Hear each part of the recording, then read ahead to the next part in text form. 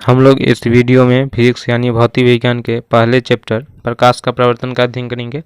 कुल 70 क्वेश्चन हैं, जिनमें से मैंने 35 क्वेश्चन पार्ट 1 में करवा चुका हूं। आप डिस्क्रिप्शन में लिंक डाल दूंगा, वहां से देख सकते हैं। तो 36 नंबर क्वेश्चन बोल रहा है, उत्तल दर्पण द्वारा बनाम प्रतिबिंब होता है। उत्तल दर्पण द्वारा बनाम प्रतिबिंब होता है हमें ऑप्शन ए हमेशा सीधा, ऑप्शन बी हमेशा उल्टा, ऑप्शन सी सीधा भी और उल्टा भी, ऑप्शन डी इनमें से सभी गलत। तो इनका सही आंसर हो जाएगा ऑप्शन ए हमेशा सीधा।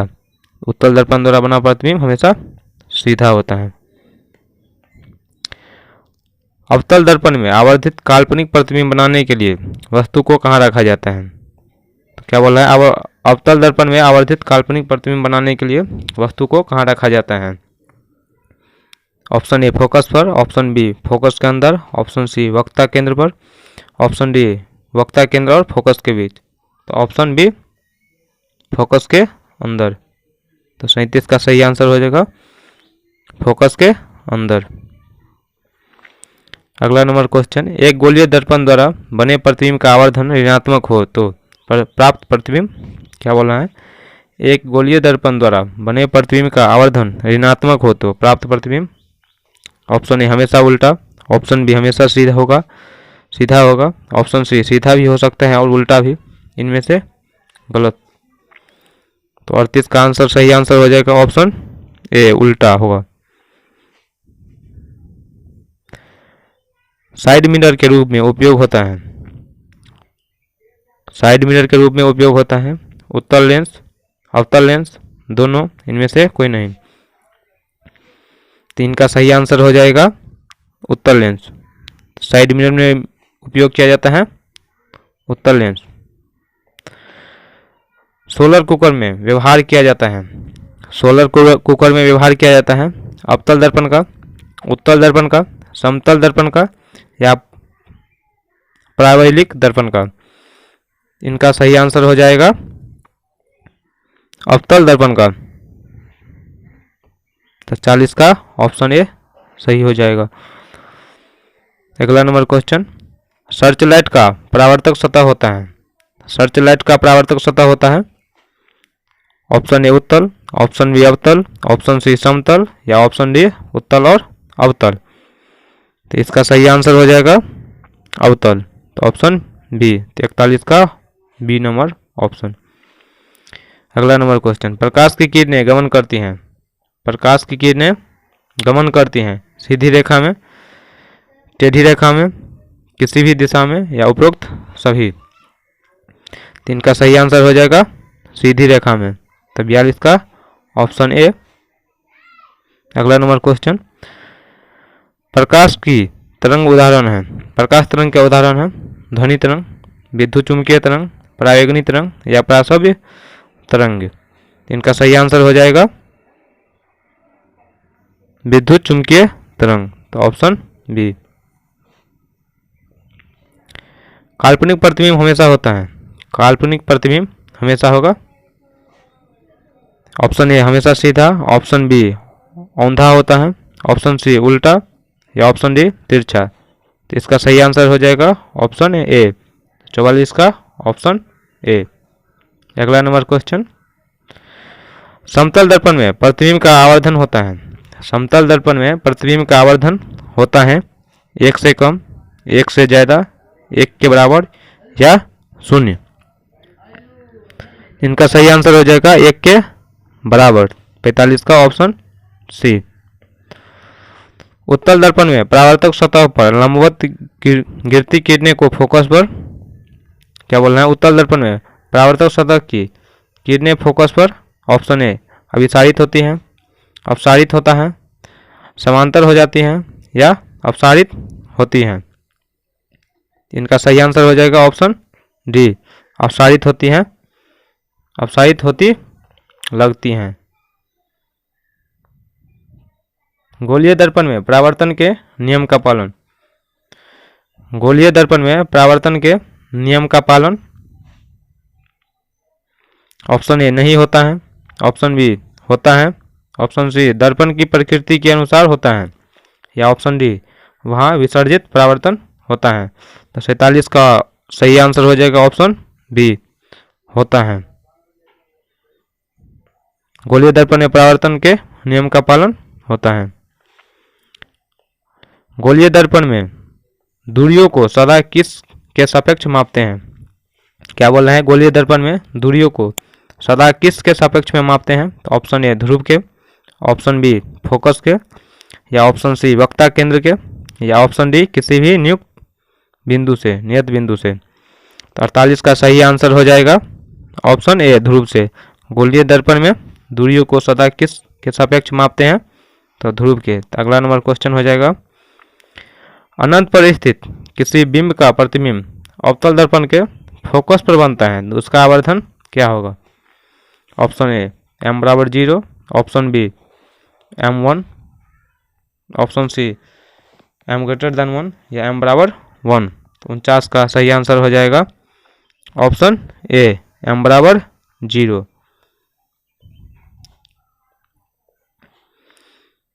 पचास नंबर क्वेश्चन, मोटर गाड़ी के चालक के सामने लगा होता है, मोटर गाड़ी के चालक के सामने लगा होता है समतल दर्पण, उत्तल दर्पण, अवतल दर्पण, या एक पतला लेंस। 50 का सही आंसर हो जाएगा ऑप्शन बी उत्तल दर्पण। तो मोटर गाड़ी के चालक के सामने लगा होता है उत्तल दर्पण। किसी अवतल दर्पण द्वारा आभासी, काल्पनिक, सीधा और आवर्धित प्रतिबिंब तब बनता है जब वस्तु को किसकी स्थिति होती है? किसी अवतल दर्पण द्वारा आभासी, काल्पनिक और सीधा आवर्धित प्रतिबिंब तब बनता है जब वस्तु की स्थिति होती है। ऑप्शन ए वक्ता केंद्र पर, वक्ता केंद्र से परे, फोकस और वक्ता केंद्र के बीच, ऑप्शन डी दर्पण ध्रुव और उसके फोकस के बीच। 51 का सही आंसर हो जाएगा ऑप्शन डी। अगला नंबर क्वेश्चन देखते हैं, एक अवतल दर्पण में वस्तु बिंब स्थित फोकस और ध्रुव के बीच हो तो प्राप्त प्रतिबिंब होगा। एक अवतल दर्पण में वस्तु की स्थिति फोकस और ध्रुव के बीच हो तो प्रतिबिंब कहाँ होगा? ऑप्शन ए वास्तविक और बड़ा, वास्तविक और छोटा, ऑप्शन सी आभासी और बड़ा, या ऑप्शन डी आभासी और छोटा। तो 52 का सही आंसर हो जाएगा ऑप्शन सी आभासी, काल्पनिक और बड़ा। अवतल दर्पण की फोकस दूरी उसकी वक्ता त्रिज्या की, क्या बोल रहा है? अवतल दर्पण की फोकस दूरी उसकी वक्ता त्रिज्या की दुगुनी होती है, आधी होती है, चौथाई होती है, या बराबर होती है। तो अब बराबर r/2 होता है, तो उसका आधी होती है। 53 का आंसर बी हो जाएगा। 54 नंबर क्वेश्चन, कहाँ पर स्थित होने से वस्तु का प्रतिबिंब अवतल दर्पण के फोकस पर बनता है? कहाँ पे स्थित होने से वस्तु का प्रतिबिंब अवतल दर्पण के फोकस पर बनता है? तो ऑप्शन से ए फोकस पर, ऑप्शन बी वक्ता केंद्र पर, ऑप्शन सी ध्रुव पर, या ऑप्शन डी अनंत पर। इनका सही आंसर हो जाएगा ऑप्शन डी अनंत पर। निम्नलिखित में किसके द्वारा एक बिंदु स्रोत के समांतर किरण पुंज मिल सकता है? ऑप्शन ए अवतल दर्पण, ऑप्शन बी उत्तल दर्पण, या ऑप्शन सी ए और बी दोनों, इनमें से कोई नहीं। तो इनका सही आंसर हो जाएगा ऑप्शन ए अवतल दर्पण। वस्तु से छोटा और आभासी प्रतिबिंब इनमें से किस दर्पण से प्राप्त होता है? वस्तु से छोटा और आभासी प्रतिबिंब इनमें से किस दर्पण से प्राप्त होता है? तो ऑप्शन ए समतल दर्पण, ऑप्शन बी उत्तल दर्पण, ऑप्शन सी समतल और अवतल दोनों, या ऑप्शन डी उत्तल दर्पण। इसका सही आंसर हो जाएगा ऑप्शन डी उत्तल दर्पण से।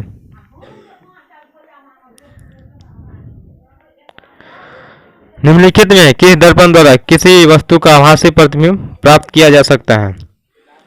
केवल समतल दर्पण से, केवल अवतल दर्पण से, केवल उत्तल दर्पण, ये तीनों हो जाएगा। समतल दर्पण, अवतल दर्पण और उत्तल दर्पण। निम्नलिखित में किस दर्पण द्वारा किसी वस्तु का आभासी प्रतिबिंब बन सकता है? तो समतल दर्पण, अवतल दर्पण और उत्तल दर्पण। किसी शब्दकोश में दिए गए छोटे अक्षरों को पढ़ते समय आप कौन सा लेंस पसंद करेंगे? किसी शब्दकोश में दिए गए छोटे अक्षरों को पढ़ते समय आप कौन सा लेंस का पसंद करेंगे उपयोग? तो ऑप्शन ए 50 सेंटीमीटर फोकस दूरी का अवतल लेंस, 50 सेंटीमीटर फोकस दूरी का अवतल लेंस, या ऑप्शन सी 5 सेंटीमीटर फोकस दूरी की उत्तल लेंस, या 5 सेंटीमीटर फोकस दूरी का अवतल लेंस। तो इनका सही आंसर हो जाएगा 5 सेंटीमीटर फोकस दूरी का उत्तल लेंस। 59 नंबर क्वेश्चन, कौन सा लेंस अपसारी लेंस भी हो सकता है या कहलाता है? कौन सा लेंस अपसारी लेंस भी कहलाता है? ऑप्शन ए अवतल लेंस, ऑप्शन बी उत्तल लेंस, या ऑप्शन सी अवतल एवं उत्तल दोनों, या ऑप्शन डी इनमें से कोई नहीं। तो इनका सही आंसर हो जाएगा ऑप्शन ए उत्तल अवतल लेंस। अगला नंबर क्वेश्चन देखेंगे, एक अवतल लेंस की फोकस दूरी 20 सेंटीमीटर है तो लेंस की क्षमता होगी। एक उत्तल लेंस की फोकस दूरी 20 सेंटीमीटर है तो उसकी लेंस की क्षमता होगी।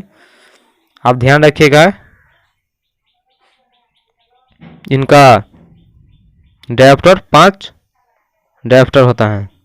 एक उत्तल लेंस की फोकस दूरी 20 सेंटीमीटर है तो लेंस की क्षमता 5 डायोप्टर होगा हमेशा। तो ऑप्शन सी।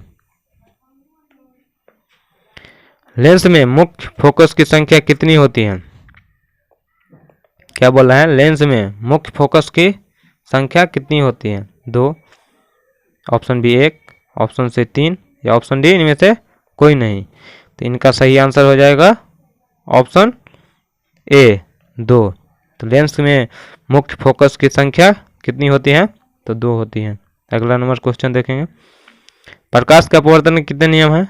ये आपको मालूम होगा, 2 नियम हैं।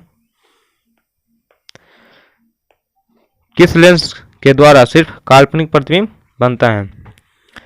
किस लेंस के द्वारा सिर्फ काल्पनिक प्रतिबिंब बनता है? ऑप्शन ए उत्तल, ऑप्शन बी अवतल, ऑप्शन सी बाइफोकल, या इनमें से कोई नहीं। तो 63 का सही आंसर हो जाएगा ऑप्शन बी अवतल। किस लेंस द्वारा सिर्फ काल्पनिक प्रतिबिंब बनता है? तो अवतल दर्पण द्वारा। अवतल लेंस में आवर्धन m बराबर होता है। क्या बोल रहा है? आप अवतल लेंस में आवर्धन m बराबर होता है u भी, या u भी, u भी, या vu। अवतल लेंस में आवर्धन m बराबर होता है, इनका सही आंसर हो जाएगा vu, ऑप्शन डी। 2D क्षमता वाले लेंस का फोकसांतर होता है, डी का होता है डायोप्टर। इनका सही आंसर हो जाएगा 20 सेंटीमीटर। नहीं, इनका आंसर हो जाएगा option A 20 centimetre, option B 30 centimetre, या ऑप्शन सी 40 सेंटीमीटर, या ऑप्शन डी 50 सेंटीमीटर। इनका सही आंसर हो जाएगा option D 50 centimetre. 1 metre focus दूरी वाले उत्तल लेंस की क्षमता होती है। 1 मीटर फोकस दूरी वाले उत्तल लेंस की क्षमता होती है -1 डायोप्टर, 1 डायोप्टर, या 2 डायोप्टर, या 1.5 डायोप्टर। तो 66 का सही आंसर हो जाएगा ऑप्शन बी 1 डायोप्टर। अगला नंबर क्वेश्चन देखते हैं, एक उत्तल लेंस होता है, एक उत्तल लेंस होता है, ऑप्शन ए सभी जगह समान मोटाई का, बीच की अपेक्षा किनारों पर मोटा, ऑप्शन सी किनारों की अपेक्षा बीच में मोटा, या इनमें से कोई नहीं। तो आपको मालूम होगा बीच में मोटा होता है, किनारे की अपेक्षा बीच में मोटा होता है। तो 67 का ऑप्शन सी। किसी बीम का वास्तविक तथा समान आकार का प्रतिबिंब प्राप्त करने के लिए बीम को उत्तल लेंस के सामने कहाँ रखेंगे? किसी बीम का वास्तविक तथा समान आकार का प्रतिबिंब प्राप्त करने के लिए बीम को उत्तल लेंस के सामने कहाँ रखेंगे? तो ऑप्शन ए लेंस के मुख्य फोकस पर, ऑप्शन बी फोकस दूरी की दुगुनी पर, ऑप्शन सी अनंत पर, या ऑप्शन डी लेंस के प्राशिक केंद्र तथा मुख्य फोकस के बीच। तो इनका सही आंसर हो जाएगा ऑप्शन बी फोकस दूरी की दुगुनी दूरी पर। निम्न में से कौन सा पदार्थ लेंस बनाने के लिए प्रयुक्त नहीं किया जा सकता? कौन सा पदार्थ लेंस बनाने के लिए प्रयुक्त नहीं किया जा सकता? तो ऑप्शन ए कांच, ऑप्शन बी मिट्टी, ऑप्शन सी जल या ऑप्शन डी प्लास्टिक। इनका सही आंसर हो जाएगा ऑप्शन बी मिट्टी। किसका लेंस प्रयुक्त नहीं किया जा सकता है? तो मिट्टी। दो माध्यमों के सीमा पृष्ठ पर एक प्रकाश किरण लंबवत आपतित होती है, तो अपवर्तन कौन होगा? दो माध्यमों के पृष्ठ पर सीमा पृष्ठ पर एक प्रकाश किरण लंबवत आपतित होते हैं, अपवर्तन कौन होगा? आपतित होती हैं, तो अपवर्तन होता है सी 60 डिग्री, 0 डिग्री, 45 डिग्री, 60 डिग्री या 90 डिग्री। तो इनका सही आंसर हो जाएगा ए 0 डिग्री, तो ऑप्शन ए। ये कुल 70 क्वेश्चन है। यही 70 क्वेश्चन चैप्टर बहुत बड़ा चैप्टर था। पहले चैप्टर प्रकाश पार्ट 1 में मैंने 35 क्वेश्चन करवा दिए थे और पार्ट 2 बहुत ही इंपॉर्टेंट क्वेश्चन में पूरे क्वेश्चन हो चुके हैं और बहुत ही इंपॉर्टेंट क्वेश्चन है। और आशा करते हैं आप दूसरे चैप्टर प्रकाश के अपवर्तन के सभी वीवीआई क्वेश्चन को लेके आएंगे। इसके अगले चैप्टर के लिए जय हिंद, जय तो चलते हैं भारत। जय हिंद, जय भारत।